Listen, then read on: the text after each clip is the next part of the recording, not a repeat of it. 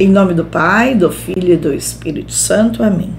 Hoje, então, primeiro dia do livro de Juízes, e nós vamos, então, pedir, clamar na leitura. A leitura da palavra, ela tem uma autoridade de libertação. Nós vamos clamar pela nossa libertação do próximo ano. Pedir que o ano de 2024 seja um ano de bênção, seja um ano de muita luz. Então nós vamos clamar a libertação, nossa área financeira. Sabemos que tempos difíceis estão por vir. Vamos pedir para que sejamos preservados, para que haja uma prosperidade vinda do céu, que Deus, que a Virgem Maria, São José seja guardiã da nossa alma, das nossas famílias. Então vamos pedir essa libertação na área financeira, para que o dinheiro seja bendito, que todas as nossas finanças sejam abençoadas, nossos bens materiais, trocas de carro, compra de casa, compra de imóveis, libertação, de todas as pessoas erradas que queiram entrar na nossa vida, fazer negócios errados, para nos colocar dentro também de um caminho de sofrimento. Que todo sofrimento que não provém do Espírito Santo, com a permissão de Deus, que não chegue. Então nós vamos pedir esta libertação nesta carta. Nós vamos pedir que aquilo que também está na justiça, aquilo que também está pendente, aquilo que nos faz sofrer, que tira o nosso sono, que tira a nossa paz, que traz preocupações, ansiedade, seja totalmente destruído na meditação desta carta. Que nós possamos meditar capítulo por capítulo, pedindo esta libertação. Que Deus possa colocar anjos para guardar dia e noite as nossas vidas, protegendo-nos, livrando todos os males. Que possamos também administrar o nosso dinheiro com êxito, com sabedoria, com inteligência. Que Deus possa também devolver para nós aquilo que as pessoas retiraram de nós, de dignidade, de dinheiro, de esperança.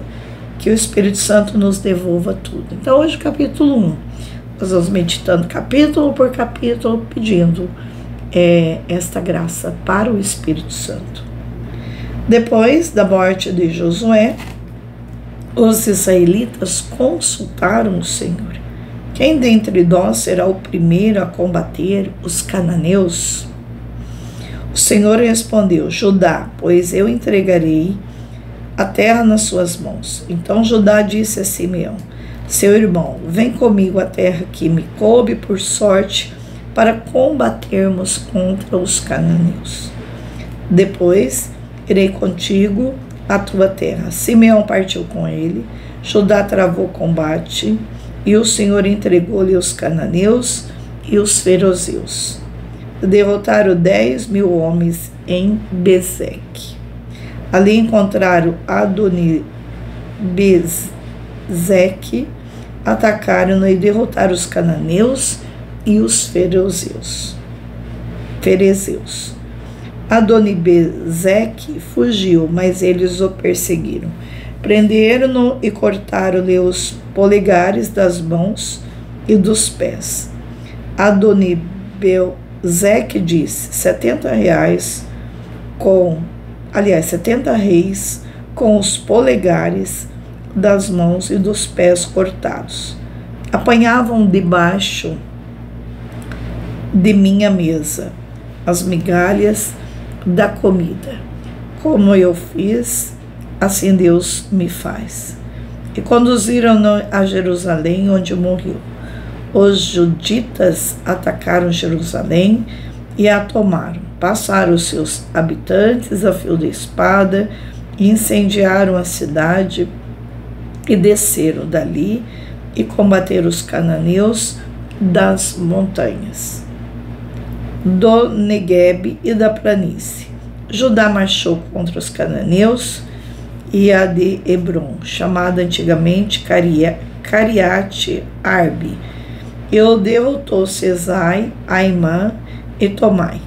Marchou depois contra os habitantes de Dabir, que antigamente se chamava Cariate Sefer.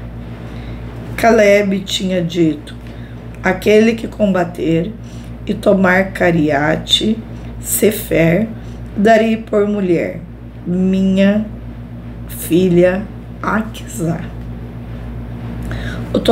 Otoniel, filho de Cenés, irmão mais novo de Caleb, tomou a cidade, e Caleb deu-lhe sua filha Aquisá por mulher.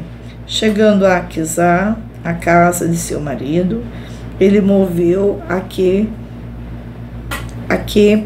pedisse um campo ao seu pai. E pela segunda vez ela soltou do seu jumento. E Caleb disse-lhe: que tens? Dá-me, respondeu ela, um presente. Instalastes-me em uma terra árida, dá-me também fontes de água. E Caleb deu-lhe as fontes superiores e inferiores.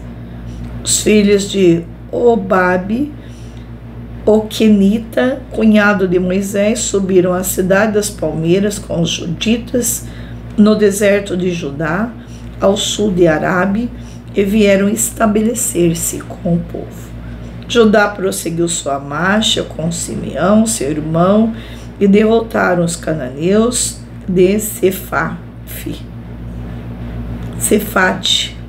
Voltaram à cidade ao interdito, e ela recebeu o nome de Orma.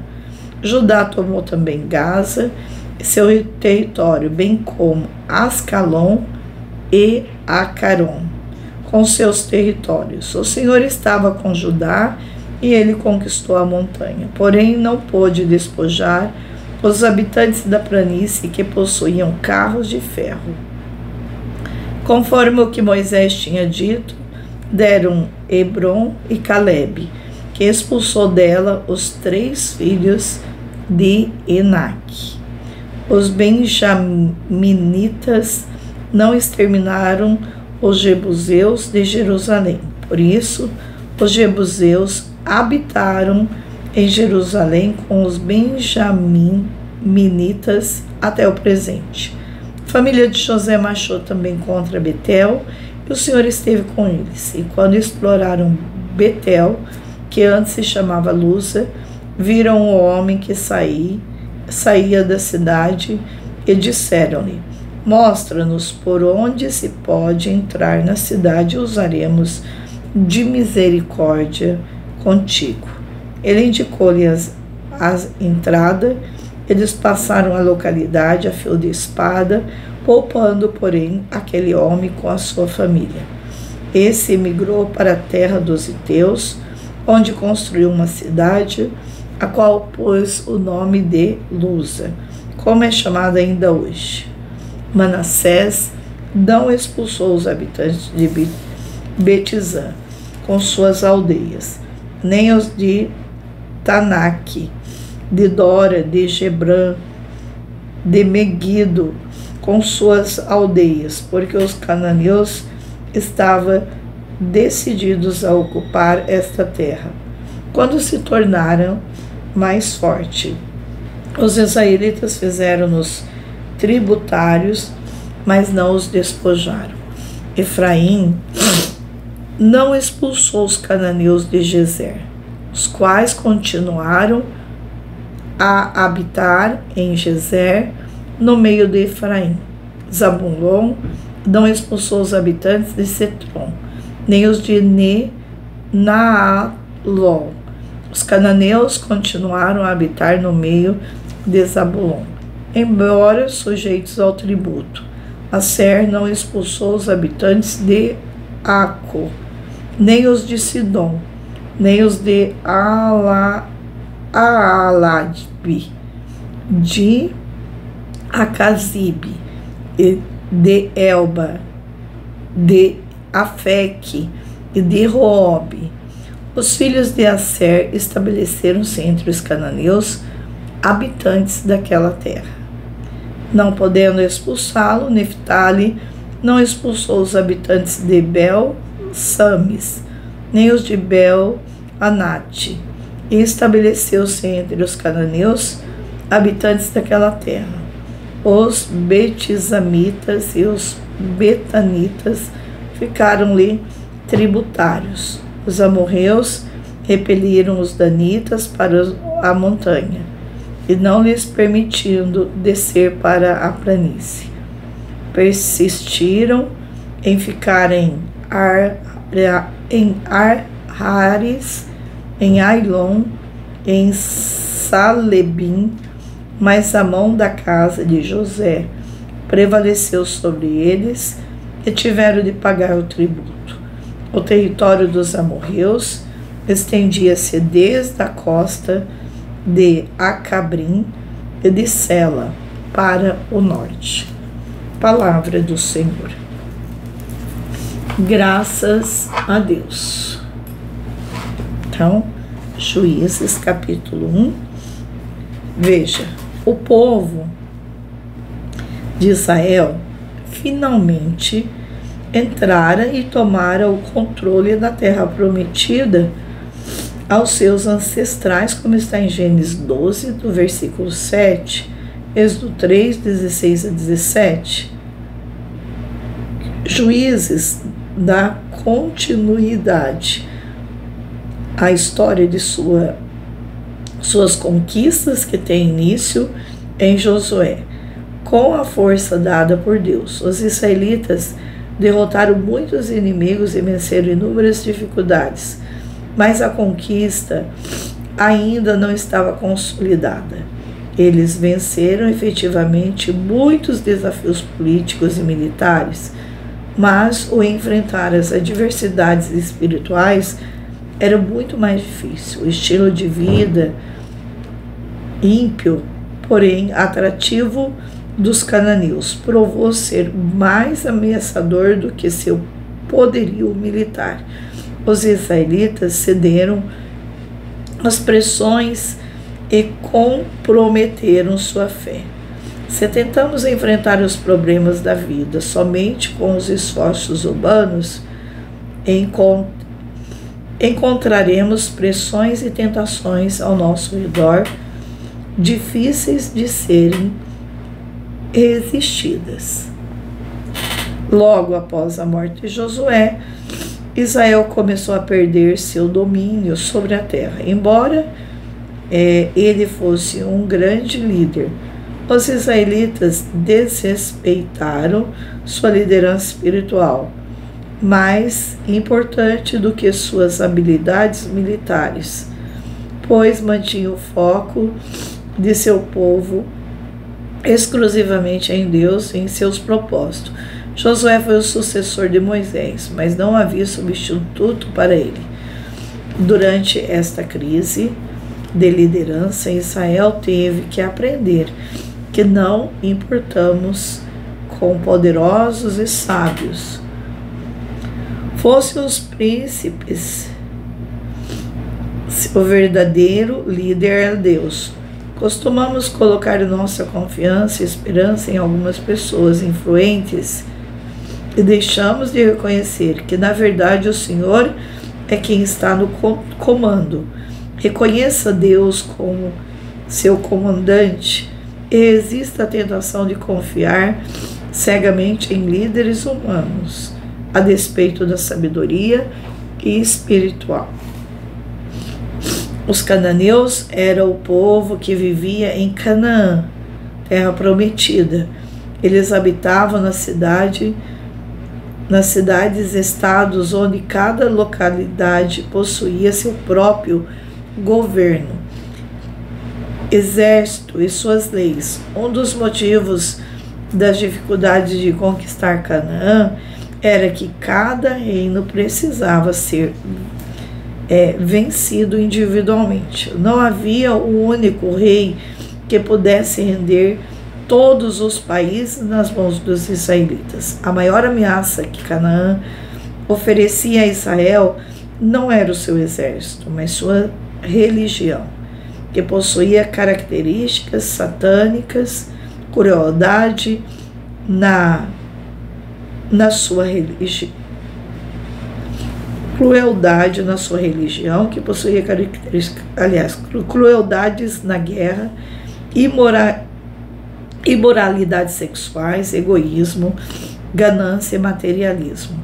Era a sociedade egocêntrica. Evidentemente, as religiões de Israel e de Canaã não podiam coexistir. O livro de Josué fala-nos de uma vez e completo, fala de um veloz e completo domínio dos israelitas sobre exércitos e cidades dos inimigos, enquanto Juízes parece sugerir uma conquista mais demorada e gradual. A primeira vez em que os israelitas entraram na terra prometida, eles se uniram como um único exército para esmagar os habitantes, até que ficasse um único exército para esmagar os habitantes, até que ficassem muito fracos para se vingarem.